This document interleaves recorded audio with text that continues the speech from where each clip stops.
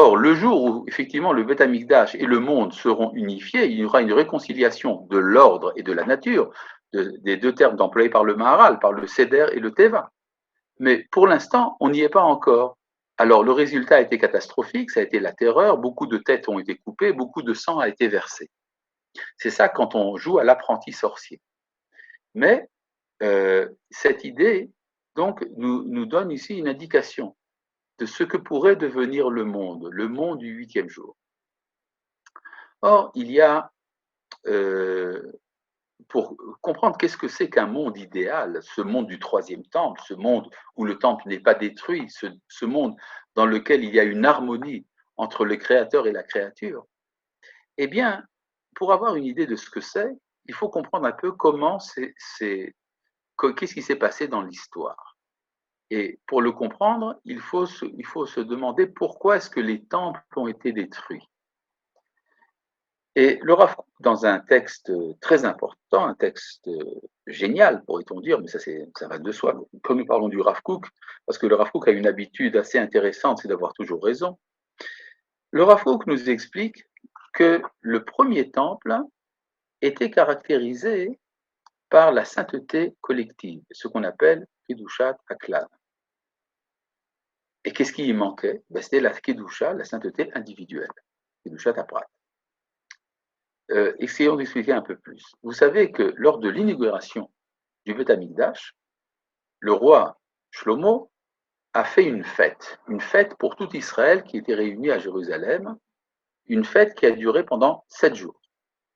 Et pendant chacun des 7 jours, le peuple a présenté des sacrifices d'inauguration, des holocaustes et des sacrifices pacifiques, qu'on appelle Olot et Shlamim. L'holocauste, le Ola, est entièrement brûlé, il n'est pas consommé, mais le Shlamim, par contre, il est consommé par celui qui amène le sacrifice. C'est-à-dire, c'est un repas dans lequel on est convié à la même table que Dieu et on mange ensemble. Et cette fête a duré, donc, je disais, pendant 7 jours. C'était quand les 7 jours? C'était les 7 jours qui ont précédé la fête de Sukkot. C'est-à-dire depuis le 8 du mois de Tishri jusqu'au 14 Tishri. Et puis à la fin de ces 7 jours, il y a eu 7 jours de la fête de Sukkot, et le jour de Simchat Torah, le 8e jour de Sukkot, le roi a béni le peuple et les a renvoyés dans leur demeure, dans la joie.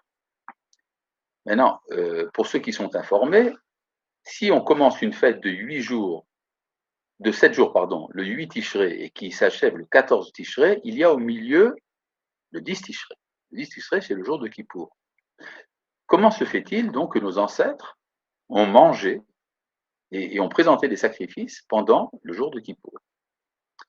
Alors bon, évidemment, le Talmud nous donne beaucoup de raisons, entre autres que c'était un commandement précis des prophètes. Or, quand un prophète dit de transgresser la Torah ponctuellement, on le fait. Mais le problème, pourquoi est-ce que la prophétie a demandé de manger à Kippour pour l'inauguration du premier Beth Amikdash? Bien, la réponse est très simple. Le Beth Amikdash représente la sainteté collective, la joie de la sainteté collective dans la fête en question. Par contre, le jour de Kippour, c'est le jour où je m'occupe de ma sainteté individuelle. C'est là que je dois réparer mes péchés. Or, mes péchés, ça me concerne en tant qu'individu. Mes problèmes personnels sont mis à l'écart le jour de l'inauguration du Beth Amikdash. La sainteté collective est tellement forte qu'elle l'emporte sur toutes les autres considérations.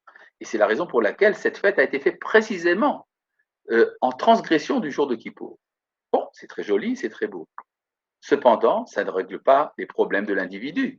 C'est-à-dire, si, pour établir la sainteté collective, il a fallu renoncer à l'expiation des péchés personnels, alors ça veut dire que les péchés personnels ont continué.